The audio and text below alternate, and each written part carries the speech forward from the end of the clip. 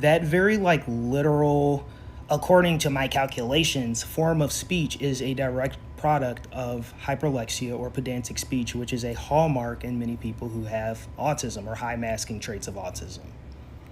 Okay, so in unmasking the tism, one of the things that I have become hyper aware of as a product of creating content on TikTok and like going back and watching my videos and is like how like very literal and specific and deliberate I speak at certain times. And I've realized that that is hyperlexia or pedantic speech, also known as like the autistic accent. Now, the autistic accent, it can totally sound different according to how it's being used or the person that's using it in relation to like their natural speaking voice. But like I oftentimes like will get from other people or even in comments, or especially when I was younger. God, it was awful when I was younger. But a lot of people would often say, like, why are you speaking like that? Or, you know, you speak so well, or you're so proper. Why are you trying to like do the most or like sound so highfalutin? And like, no, I'm not. I genuinely feel comfortable speaking in a very precise and literal way. Growing up, it was really bad to the point where like my family, they still remind me of different things that I may have said. I would always say things in a very like specific way, and then obviously at a very high voice until like well into the pubescent years of my life.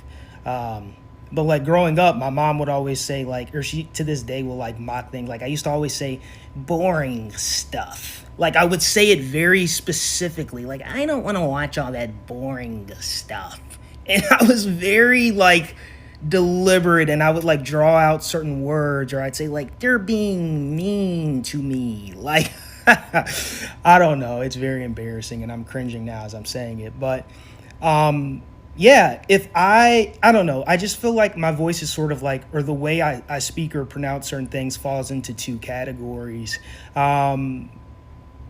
Like the more relaxed I may sound, the more I'm masking. I'll say that because like my internal voice is very pedantic. It's very precise, very deliberate, very much not like the more like relaxed or casual version. I mean, to be honest with you, like I am masking in a degree if I'm not speaking like this. you know?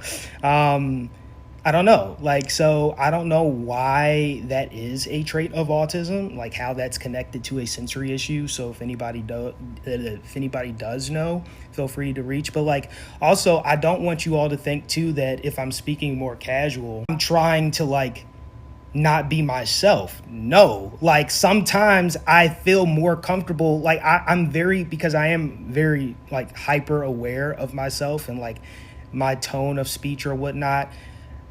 I'm aware of the fact that if there's like a message that I want to convey, I am more comfortable speaking or communicating that in a more like relaxed tone than I would be in a more like narrow, precise, pedantic way of speaking.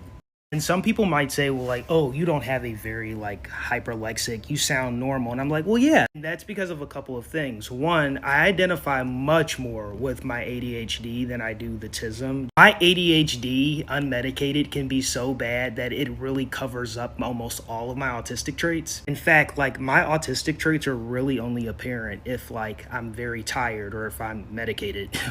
My ADHD gives my speech variety. Yeah, as a Black American, I do think it's important to really talk specifically about how the autistic accent, just in my experience and from what I've noticed, can present in many Black Americans or other racialized minorities. But I'm specifically going to talk about the Black American because I'm Black, and that's really all that I can more confidently speak about.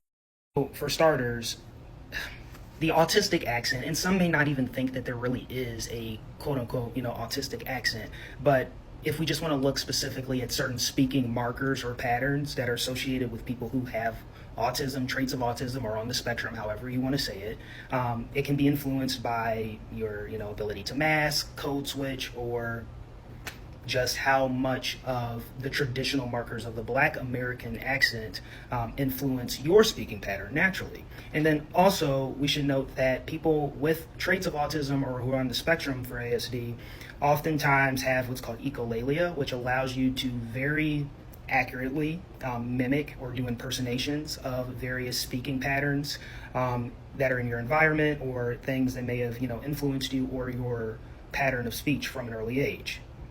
So like if you're very good at impersonating people, not saying it's always the case, but it could be. And what I've noticed, the autistic speaking patterns in Black Americans specifically is going to present a more monotonous, flat, sort of flattened vocal prosody that is very distinct and sounds kind of disembodied in a way. Some people may say you sound like a robot, or you speak like you're younger than your actual age, or you have just like a cartoony voice like I've always been accused of, or it could be higher or deeper according to various contributing factors.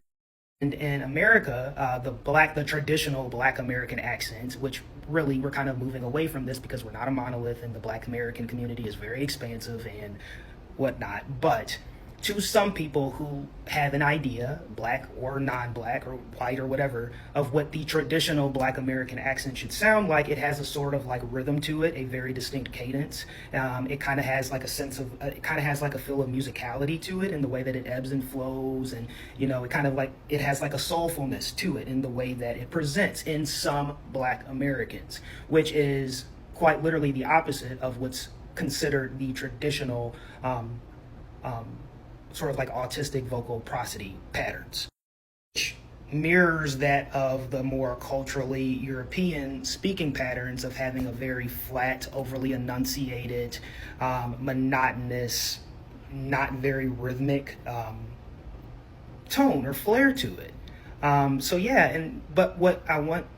But what's really unfortunate is that in so many Black Americans, or I'm sure other racialized minorities that don't have a traditional speaking pattern that's, commercially or universally perceived to be attached to their culture, many people don't clock it as the autistic accent. Instead, they clock it as you're trying to sound uppity, or like you're of a different culture, or they may perceive you as being more learned or educated or all these other things, when in reality you just speak in a more enunciated way, that's very pedantic, precise, literally literal. Like you're going to use a lot of words, or if you're upset, you might talk like this. If you know, you know. And so, yeah, those are, again, traditional hallmarks of, and I'm not a psychologist. I went to law school, but I'm not this is just one of my interests. I am neurodivergent, and we have these things called hyperfixation. So neurodiversity is like my hyperfixation of the years. To really clarify the different communication styles between people with only ADHD, only high masking autism, and only high masking audhd, which is traits of both. Here's my impersonation of all three people describing leaving work or getting out of the house. ADHD's first. All right, guys, so hear me out. I'm going to tell you exactly why ADHD is so horrible. When you have ADHD, your morning is I'm like, okay, I'm ready. And then I'm like, wait a minute, I don't have my shoe. And then all of a sudden I'm looking all over for my shoe. And then that leads me to say, oh, well, actually now I'm hungry. So then I decide to go to the toaster. I'm like, wow, well, actually now the toaster is not clean. So then I'm like, oh my gosh, I cleaned the toaster. That turns into 20 minutes when it only should have taken like 5 seconds. And then after that, I put my shoe back on, and then I finally get my keys, and then I'm out the door. So I planned to leave at 2, but instead I left at 1:47, because when I decided to leave at 1:47, I said, wow, well, surely this will save me a few extra minutes before I head out the door to work, but it didn't. It did not. It caused me far more issues than I anticipated. Great. Love that for me. Hear me out, chat. I had a plan. I had a whole plan. I was going to leave the house at 1:47, but I didn't, because the plan in my head and the plan in my pants, i.e. the pants I'm wearing, said, no, you're not going to feel right. So what do? You tell me. I go back, I change pants. How many times? 73 times. And I still didn't find the ones that made me feel just right. Weird. Anyway, so I'm out the door and I have on slacks. Because we can. Great. What the flip? But I've got the quirky autism.